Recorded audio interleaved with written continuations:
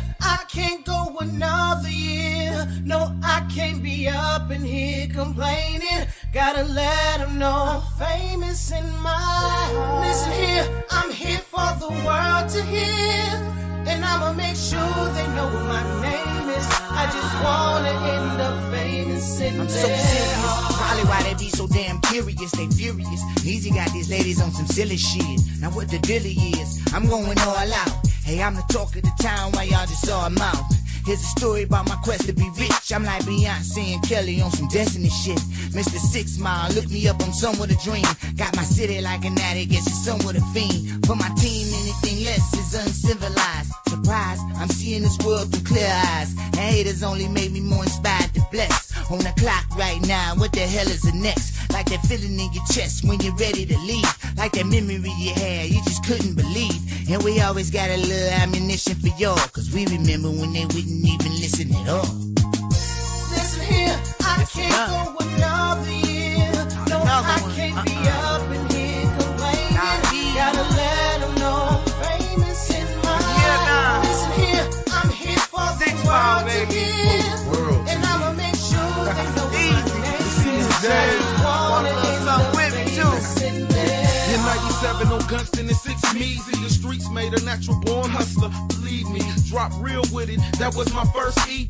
Grind harder than granted, but made it look easy. Take it to the top, that was the plan. Now I'm known worldwide, from Detroit to Japan. 14 years span, fuck hot nigga, I'm scorching. I done got the fame, now I want the fortune. 6 albums deep, yes, I grind harder, but I don't see no brown. Yo, DeWitt. Yo, you got something to do right now, man. Yeah, there y'all go. Hang it's 6 o'clock already, Chuck? Sure is. Guess I can't be the guy on the couch anymore. That was a heck of a nap. Welcome, everybody. Welcome to another episode of the Jackson Report. Chuck fucked it up. That wasn't how we planned it. You were supposed to wake me up before the cameras came on and all of that good stuff. But appreciate you letting me get the little nap in. Of course. This episode gonna be kind of different for y'all because it's a few things I want to speak on while I was in my slumber that came across my mind. It seems like lately I've been seeing it a lot. I've been hearing about it through the grapevine a lot. So I want to speak with y'all about domestic violence. To me, that's like one of the weakest acts that a man can be a part of. And the majority of the time, the dudes that are womanizers never really stand up to a dude the way they do they female. And at least the circle I roll with, I know, we don't condone that kind of shit over here. So today, I just kind of want to point out something because it crossed my mind sitting in the crib yesterday. I was just sitting back. It was a rainy day here in Austin, and I was sitting back thinking about it. And it crossed my mind somewhere in some remote part of the country, somebody getting physically abused,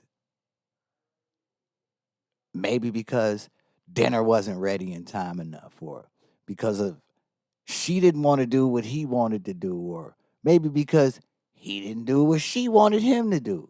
I mean, it can go both ways. Sometimes you got dudes that don't want to put their hands on a female, and they be the one getting abused because they wasn't raised to actually treat women a certain way. So I think today, for my own personal records, because it be on my mind, Chuck, today we're going to do something different because I've been wondering for the longest, is it really us who do it more than anybody else? And when I say us, I'm not talking about Americans. Oh, no. This day, on this show, I want to get real specific. Because for the longest, it could be stereotyped that the African American community are the biggest participants in domestic violence. So Chuck, today, figured it'd be kind of fun to look at the stats and see if it's us who beat our women more or who get beat as men more. Is it the black community? So let's look at the stats Let's take a look. for the different ethnic groups and see. All right, so I've got a article here. Uh-huh. Is a race and ethnicity more likely to be violent? Right? In the question that you specifically asked, are black people more likely? It does say domestic abuse information indicates that African American women are more likely to experience cruelty from an intimate partner than women of any other race or ethnicity. So, Damn it. that doesn't necessarily mean that black men are perpetrating domestic violence. It means that African American women happen to be the victims more often. See, I really, dare I say it?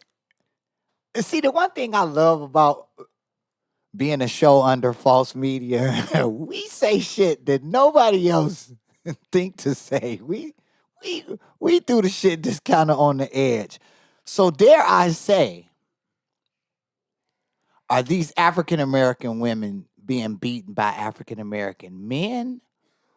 Or are they getting touched up by other ethnic groups? So let's see. We got another article here. Yeah, let's check this out. How Chuck. domestic violence varies by ethnicity. Oh, yeah, that's what I'm talking about. It also it reinforces what the other one says. Shit. This rate, that is the rate of being subject to domestic violence, is 30 to 50% higher than what is experienced by white, non-Hispanic, Hispanic, and Asian women, and that is talking about non-Hispanic black women, American Indian, or Alaskan Native women. So both of these two, American Indian and Alaskan Native women, are a much smaller demographic of America than non-Hispanic black women are. See, so the thing of it is, I mean, we having fun with it, and I'm kind of joking with it, but it's something that I take very serious. Like, I saw something on a social platform that said a social cause that you just won't bend on. And this is the one for me. Because it take a weak-ass man, be it black, white, Asian, Hispanic, to put your hands on a damn woman. And we're going to get to the good part of this in a second. But the fact that it's been proven that us, are the main ones who like putting our hands on females. So I'm going to say it. I can't say it to my brothers, because if I'm speaking to the brothers, we know better. A lot of us was raised to never even raise your fingers in malice or maliciously towards a woman. So I want to say what I really want to say, but I don't need to get flagged on Facebook. So for you ignorant ninjas out there, I'll put it that way. It does say the high rates of domestic violence among ethnic minorities cannot be explained by a single motivating factor. See, it could be anything. You know, it's interesting right here. It says black women experienced more severe forms of domestic violence once they were separated or divorced. See, Interesting. that means you ignorant ninjas out there just don't know when to let go. And it's crazy because I can kind of vouch for that. Because I can recall one time, long time ago, dating this chick, right? Long time ago, in case you watching. Yeah, you know who I'm talking to. But this is a long time ago. This is like pre-Austin, like pre the Neezy era. Well, at the probably the beginning of the Neezy era. I was dating a chick, and she had supposedly been separated from this dude. And I remember one night over there, just like we laid up chilling, watching TV, and just shooting it, we just like kicking it. Next thing I know, I hear like a keys rattling at the door. I hear the lock getting tampered with, and I hear, "No, this motherfucker didn't." Blam, blam, blam. Now the door coming off the hinges. I'm like, okay, all right. Of course, I had to jump up because I wasn't in a position to be defending myself with half dressed. But I jump up, throw my pants on, throw my shoes on, trying to put my shirt on, and turn around, and she's standing fully loaded, arms extended, just waiting on the door to get kicked in, I guess, to the room we was in. And needless to say, maybe God was with me, the guardian angels was over the house or something like that. But it got real quiet. Then we hear the car speeding off. We go downstairs, and he done came in, flipped over stuff, like trashed the house. Never came upstairs, though. And I mean, I left that situation thinking like, dang, is it really that deep? Needless to say, I didn't get to complete the mission that day, but I left that situation, and it did something for me. It kind of made me look at it like, what about a person, a woman that you date, can make you just get to that point where you willing to risk your own freedom after she don't want you no more? Like, ain't no, you know what? I'm gonna scoot a little forward on the couch when I speak to y'all about this. Fellas, the fact that we just sat here and the numbers don't lie. The fact that it's us that beat on our women more got me appalled. How weak of a man do you have to be to want to force somebody to be with you that utterly despise you? Like, just to say you with this person. So you basically like take the approach of either I'm going to have you or I'm whooping your ass. And what about that make you feel like a real man? When half of the time, the majority of the time, the dudes that be tough as hell towards their partner be the same dudes that if you could be a fly on the wall, and the fact that I'm appalled by it, I'm not holding no punches when I speak on it. Those ninjas be the main ones that be on the DL behind closed doors. Y'all saw The Wire. Motherfucker act tough as hell when it comes to their female. And be the same dude that go to the hood and be getting sent to the store like the memes on Facebook say. But we got to get to the interesting point. When is it okay to retaliate? When is it to just be like, enough is a fuck enough? It's either me or you.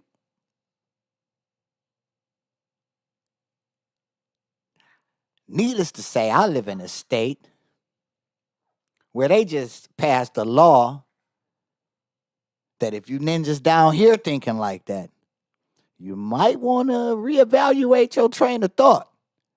Because the law that they passed, anybody can carry now. No background check, no license to carry. You could just go to the store, buy you something, a Mr. Speaker, and carry it around with you. So while y'all down here or all around the country thinking the right thing to do is try to raise another grown child, putting your hands on a female,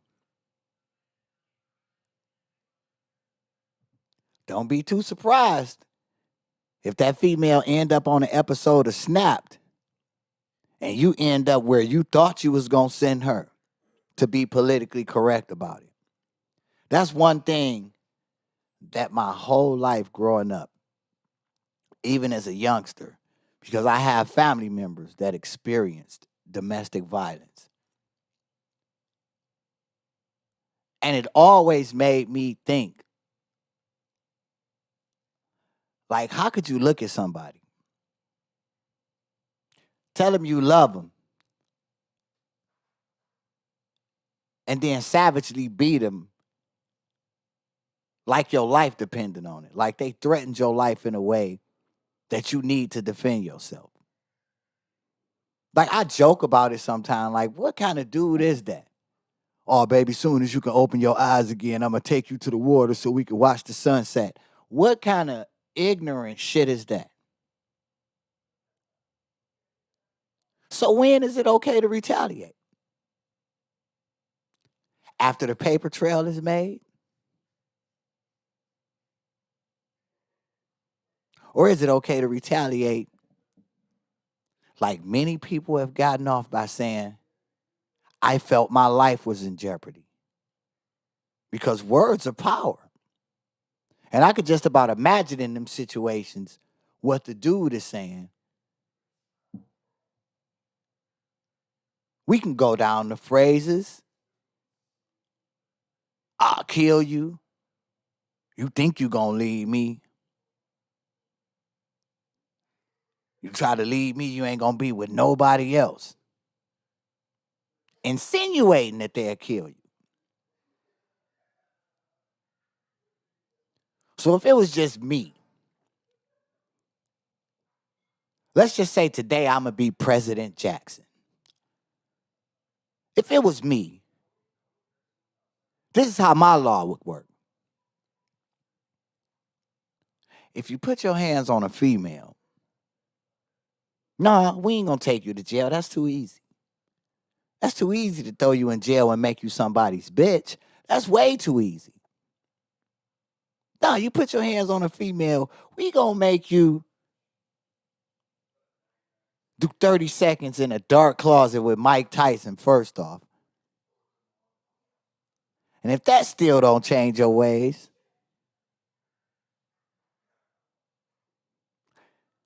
then for all my people that watch The Godfather of Harlem,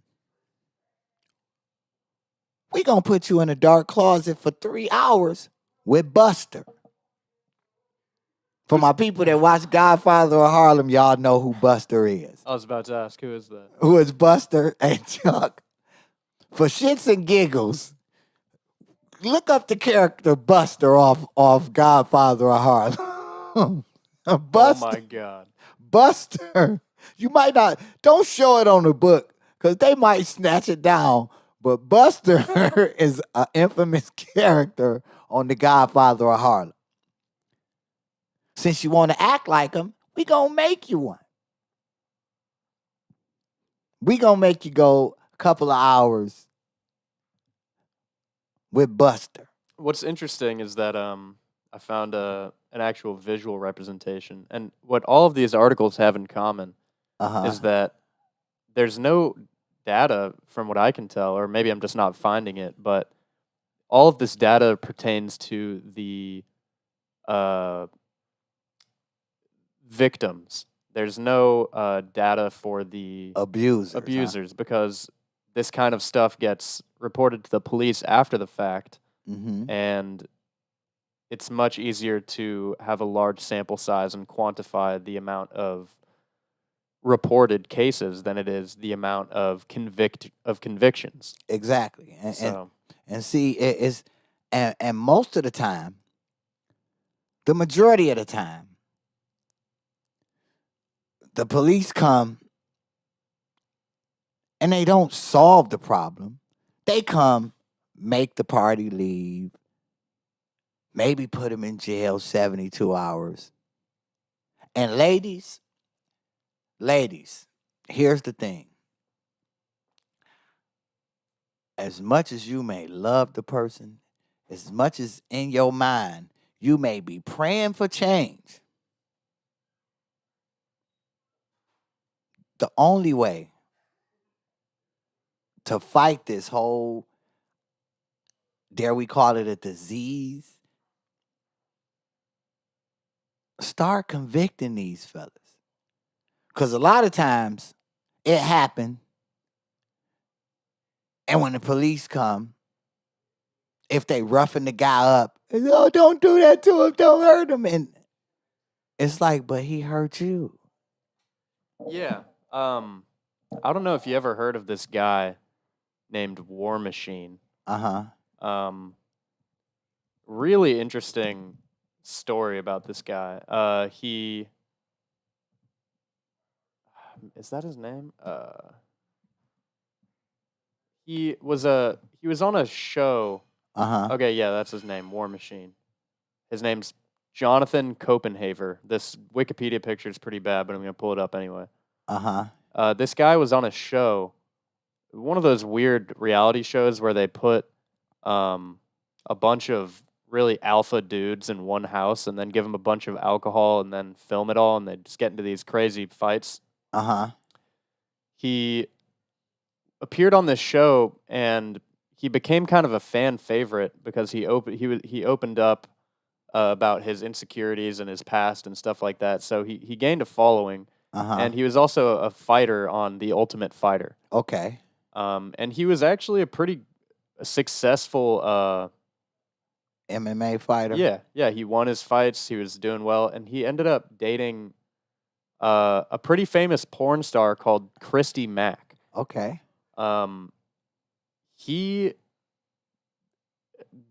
They had a very abusive relationship. Oh shit. And there's this crazy night where he caught her with another guy, I think after they had already broken up, and he ended up beating her near to death. Oh shit. And he got convicted to life in prison with the possibility of parole after 36 years. But what the crazy thing to me when I watched like a mini documentary about it. Okay. The crazy thing to me was just that Christy Mack, kept the relationship going even though this domestic violence was happening on a regular basis.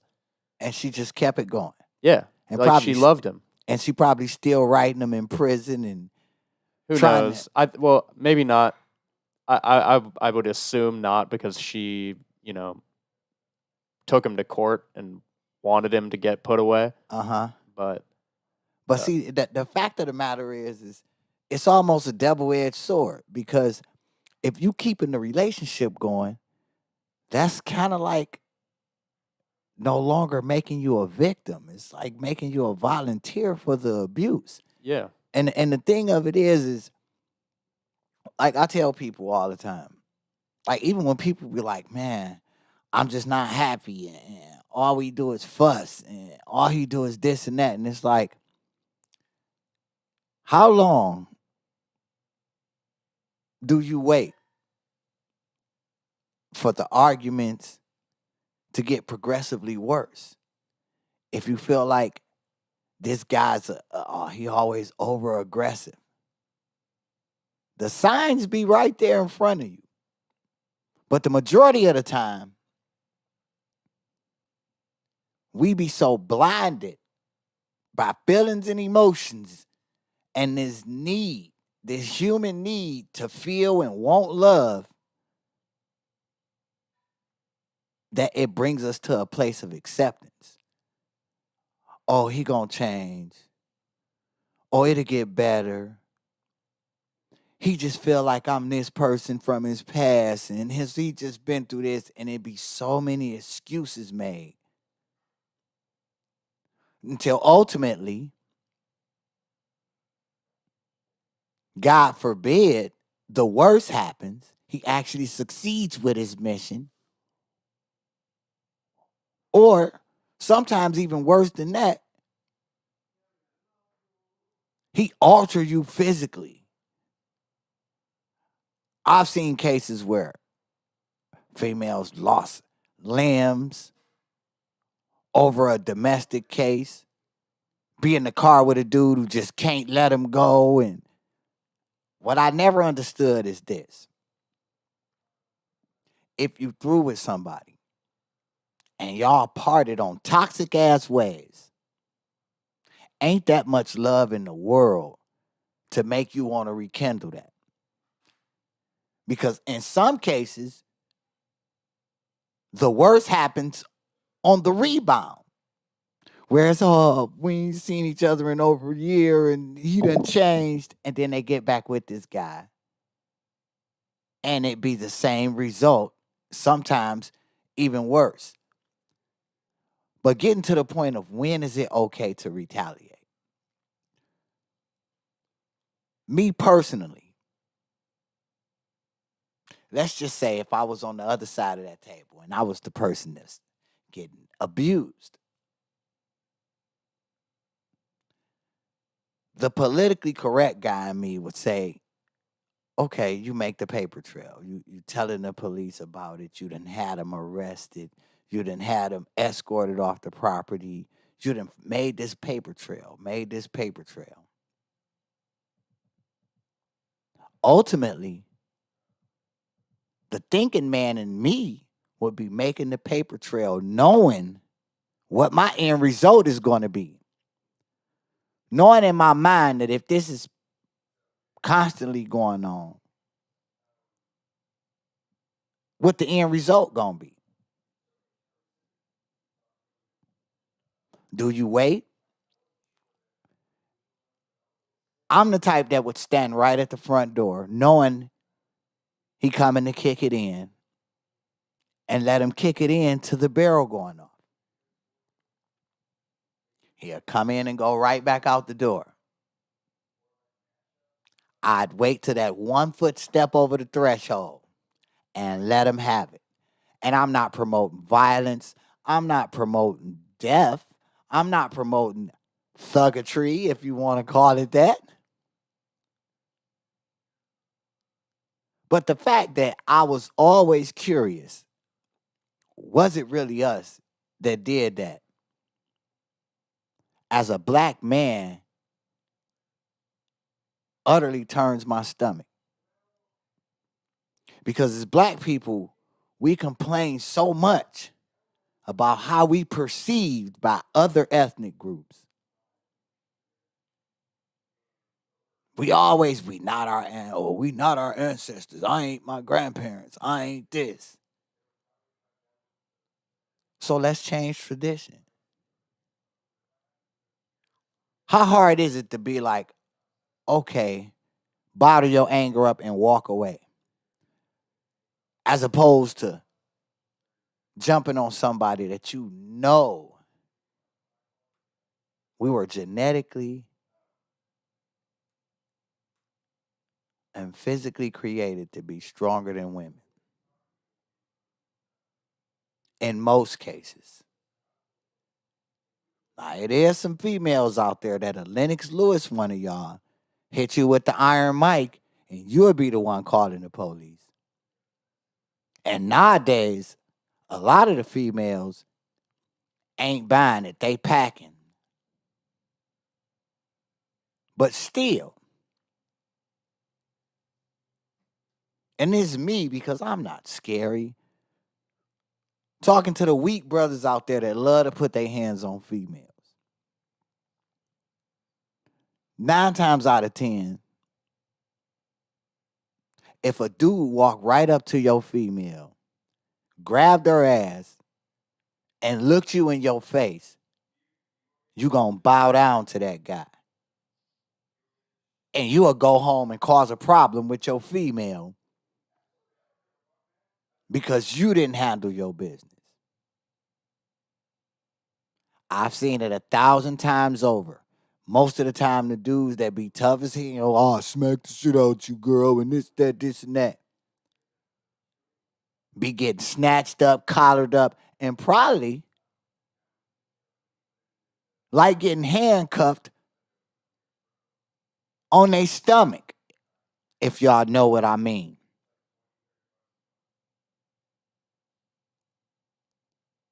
I wanted to speak on this today with y'all because with this quarantine, even though now it's coming to somewhat of an end, we getting somewhat back to normalcy. People had to spend a lot of time in the house with their potential mates, their spouses, and all of this stuff. And you really find out just what kind of person you dealing with. A lot of people finding out the hard way that the love they thought they had was just a quarantine convenience. And it's crazy because just because you and a person decide that y'all not compatible, this ain't it, y'all not vibing, what gives you the right to put your hands on somebody and in the same breath tell this person, oh, I love you? Now, who is that, Chuck, commenting? Ms. Trish Bent. What'd she say? She said, "You make it seem like these people can think rationally, though. These men get off on the fear they think they have over someone." And that may very well be true. I'm advocating for the people that get abused. Y'all saw the burning bed. We all see Snapped. When do you make the conscious decision that this person really is trying to take me out of here? And it started coming to my mind because yesterday, I forget, I was looking at something. And the woman was making all of these excuses, putting on sunglasses, putting on makeup, and I know what it was, Chuck. I was looking at the Equalizer. And it was a wife on there. And she just kept covering for her husband. Like he just was this law-abiding working guy. And he was bipping her up at home. And she say, what? Honestly, some people are really... What she say, Chuck? She said, honestly, some people are really stuck in abusive verbal and physical relationships due to self-esteem issues. And that very well be true. That may very well be true. That's K-On. That's true, because a lot of times these people that be abusers, for you ladies, I'm gonna give y'all a tidbit. 9 times out of 10, a dude that love to bring down your self-esteem, 9 times out of 10, it's something about him, his manhood, something that he's not too happy with. So he try to put you in this mindset that he was your only choice or he was your only option, your best option, because after him, nobody gonna want you. And you find yourself stuck in this situation. But me, I'm pushing for women to start catching it just like a cancer. You catch it in the early stages and nip it right in the bud. Give it the American chemotherapy. We call it, to be politically correct, to remove the cancer. Because honestly, anybody that can emotionally, verbally, mentally, or physically abuse you, there's no love in that. There's no way in hell there's any kind of love in that.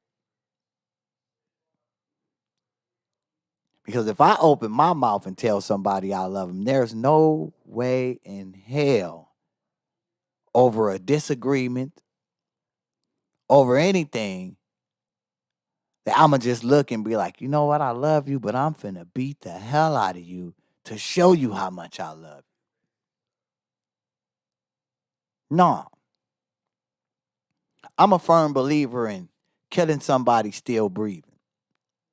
Best thing to do, treat them like they never existed in your world. Walk away.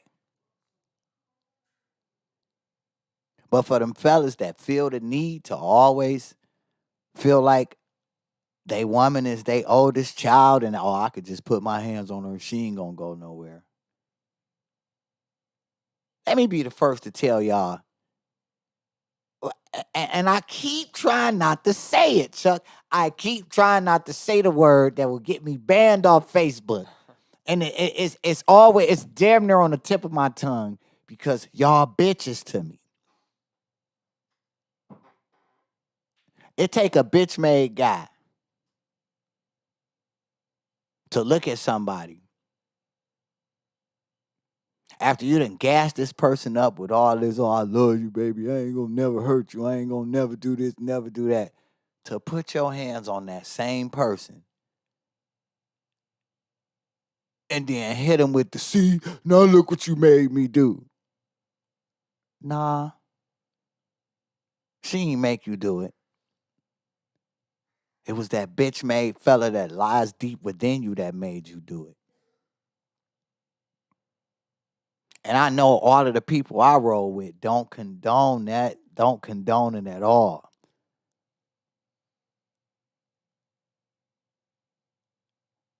So when is it okay to retaliate?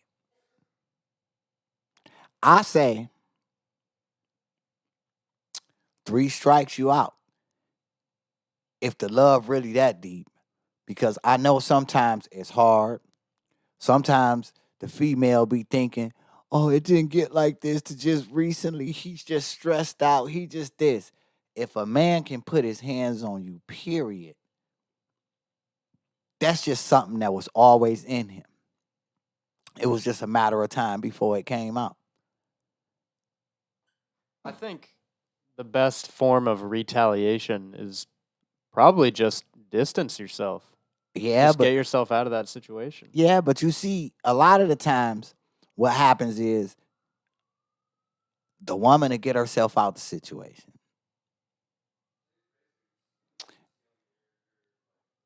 And the weird thing about love is you can't change who you love.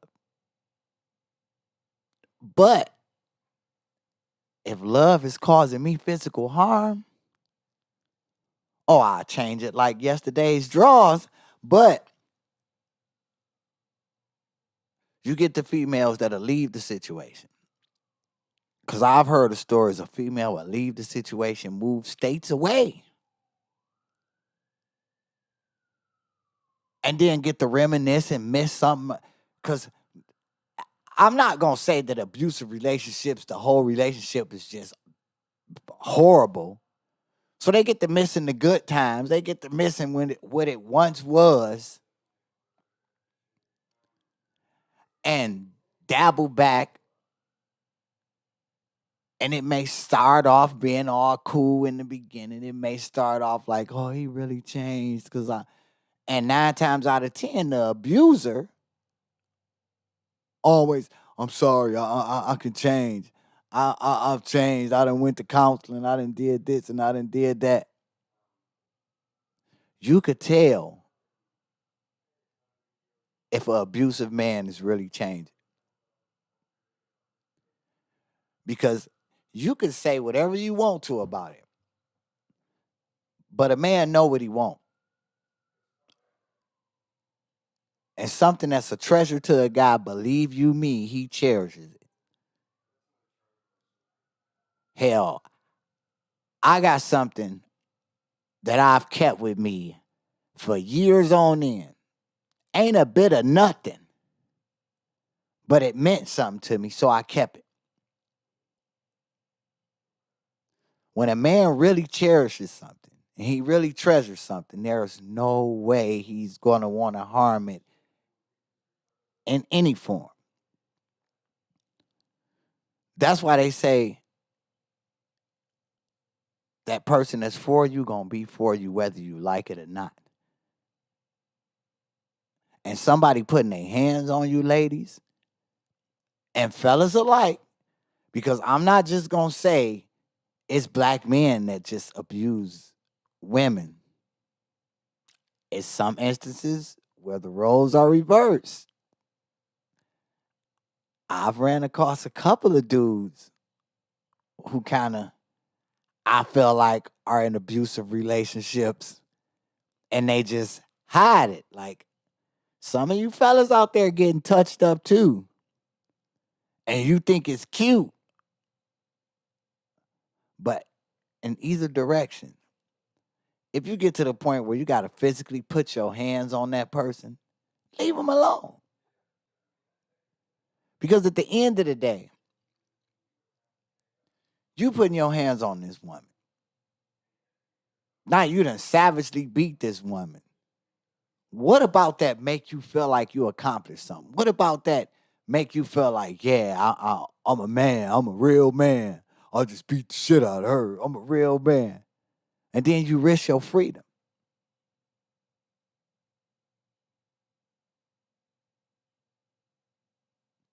So my solution, if I was President Jackson,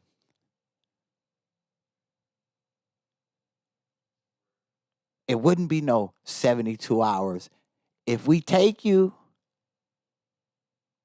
we're going to start it off with 2 years mandatory just because. Dang, somebody wrote a paragraph. Let's see. It's Kaon. He said, and distancing yourself doesn't always help. Some fellas really stalk. Exactly. Did you know there are websites like checkpeople.com that allow you to search people's name and it'll tell you what city/state they're in?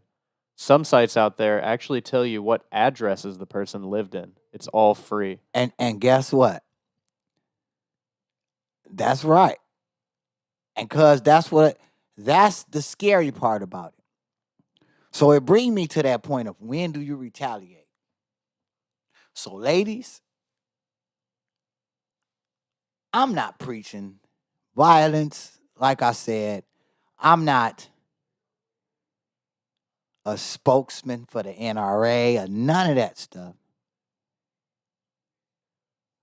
But I'm an advocate for women carrying.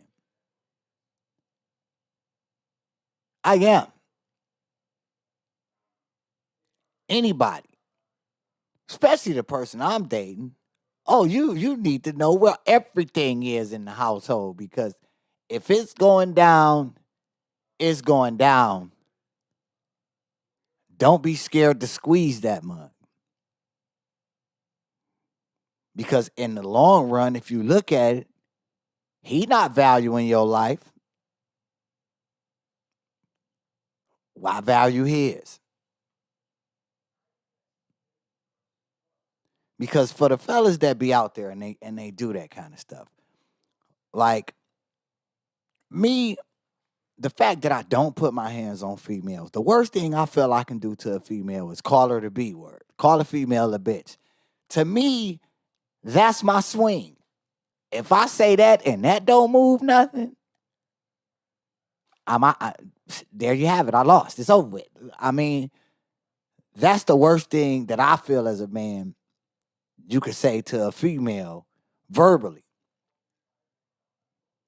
But if it got to the point of feeling like I got to put my hands on a person or defend myself towards somebody I'm supposed to love, then that means the love was fake. It never was real. It's time to move on.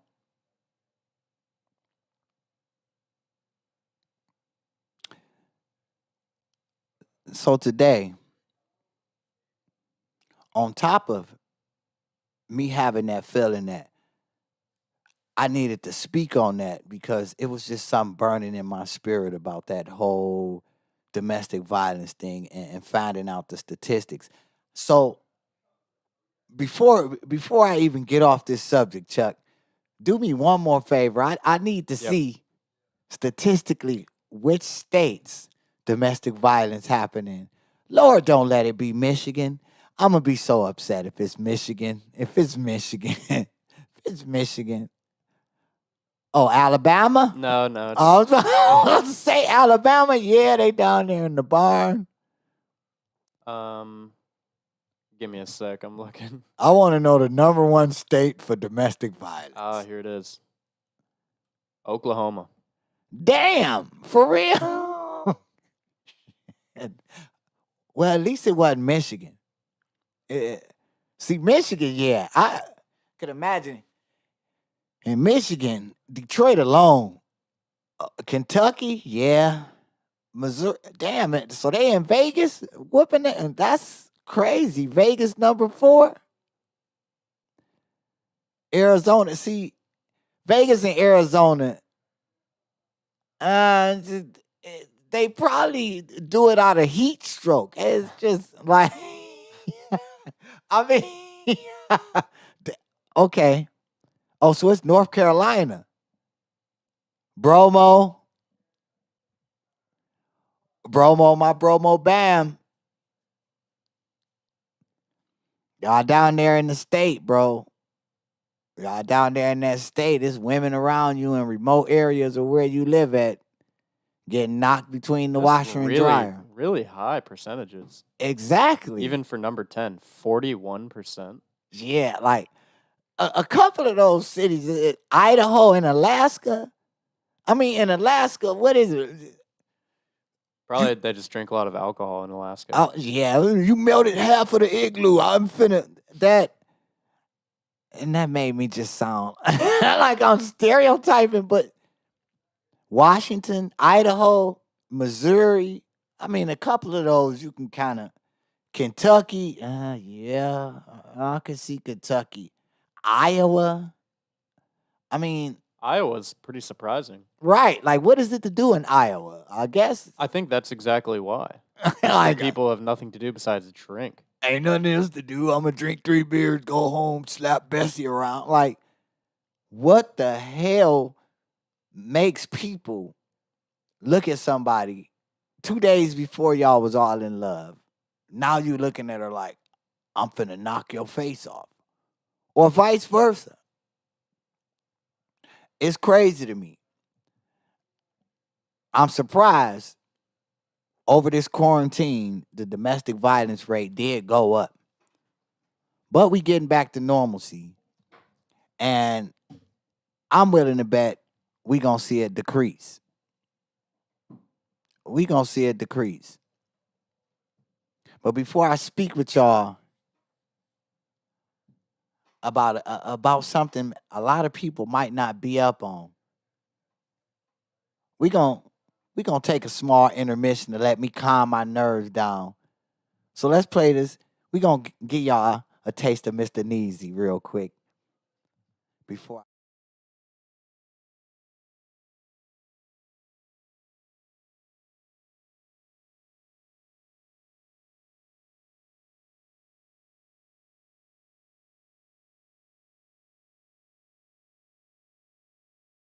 That's your boy. We on the block.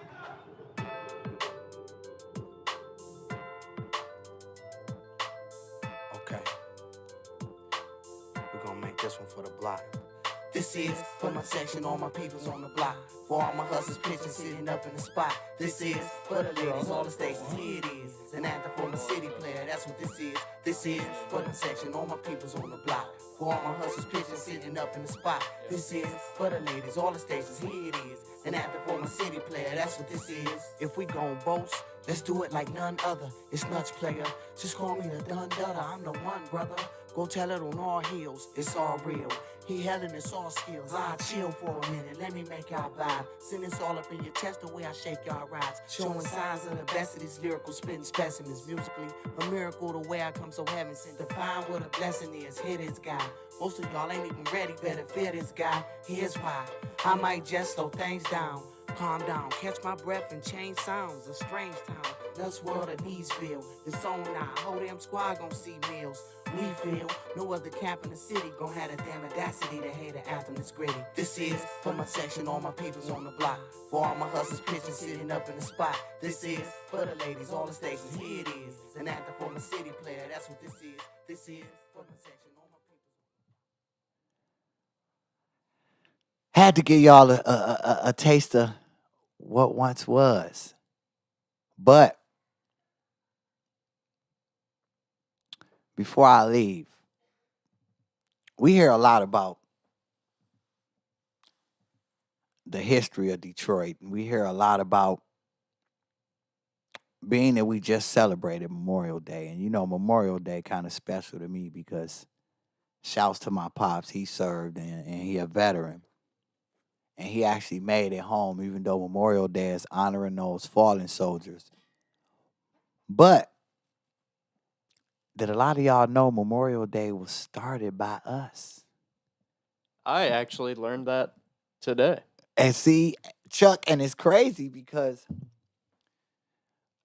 they try to say Memorial Day was a federal holiday to where it was honoring the fallen soldiers. But really, it was started by us to honor those black fallen soldiers that was on the front line in the Civil War. And being when I found that out, I did a little bit of digging.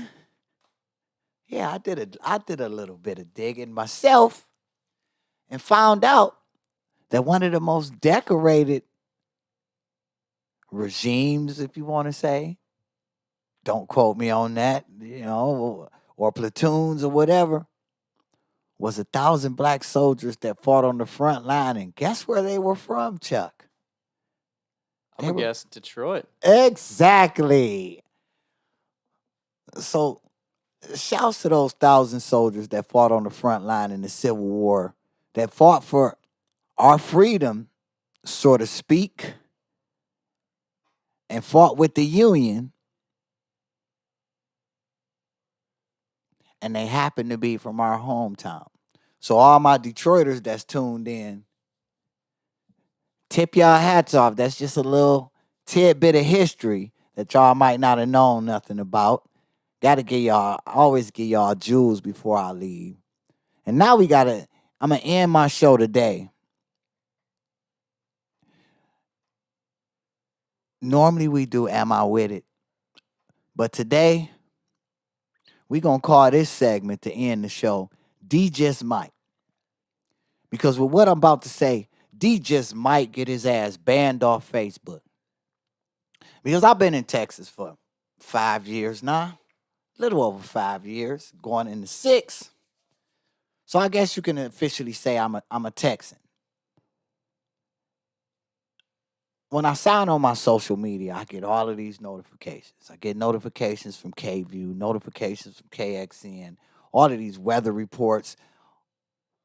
I follow the news because I like to stay abreast of the current affairs. But when I say relocation rocks, I used to live in Detroit, and I would sit and always hear people saying they was moving to Texas or Atlanta. And I felt like everybody running down to them 2 states like they the promised land. Until I came to Texas and realized, yeah, the economy is booming down here. But every time I see a KXAN or a KView article, I see a lot of Texans commenting about how all of these people from other states is running a good state. So let me be the first to tell y'all something. Here's the thing. If you don't want people moving to your state, who are you? You may own a little bit of land you live on, but you don't own the whole state. And as a Texan, by way of Detroit, I should say, I'm fine tired of hearing everything be blamed on California coming and they messing up our good state. They ruined their state, now they coming to ruin Texas. Here's a tidbit of advice to my fellow Texans. If you didn't want California to come invade y'all pretty humble state, maybe y'all should have voted against letting all the tech companies come in. What did you think was going to happen when Silicon Valley practically moved to Texas? And I know a lot of people from California that's real good friends of mine. So we can't keep blaming what you deem as, oh, I didn't like the way they just made this law. It's them damn Californians coming in and all them liberals. Austin was a liberal city before we got here. Or was they just impersonating a liberal city? So the thing of it is just like this. If you feel like all of us transplants coming to Texas is not benefiting the Texan way, welcome to a new way of life. It's called evolution. The world turns. It doesn't stand still. The whole process of life is to grow. So grow with the times and get out that old ass mentality of thinking, this is Texas, no place like it. Nobody else supposed to live here. If you wasn't born a Texan, I got people in my circle that's from everywhere but Austin. One of my closest friends is an Austinite. What up, Jay? But I'm so sick of seeing people from Texas basically shit on us because we relocated here for many different reasons. Some for a better life. Some was bamboozled into coming down here. Some came down here for work purposes. So let's not sit around and shit on Californians for moving to Texas. If they didn't want that, but y'all welcome Elon Musk. Y'all welcomed Google. Y'all welcomed Facebook, GoDaddy, all of these tech companies that's coming here. Why? Because y'all saw the money in the company and what the company was going to bring, the money it was going to generate for the economy. Well, how the hell you think the money going to get generated if they don't bring their employees with them? So let's stop sitting back bashing California. Dare I say, the state of Texas is being haters because another state is coming into y'all state and doing things, driving the housing market up, buying up land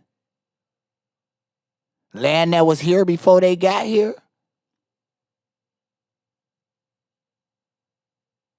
So on behalf of the transplants that came to Texas, set your ass down and welcome to a new way of life. For everybody that tuned in to this episode, appreciate y'all for watching. I gotta leave y'all with a jewel. My jewel is just like this. You can never be comfortable staying in your comfort zone. And that probably flew over a lot of y'all heads. But if you won't change, make it happen. Sometimes you got to make yourself uncomfortable just to find out how comfortable you could really be. It's been another episode of the Jackson Report. Appreciate y'all. Good night, people.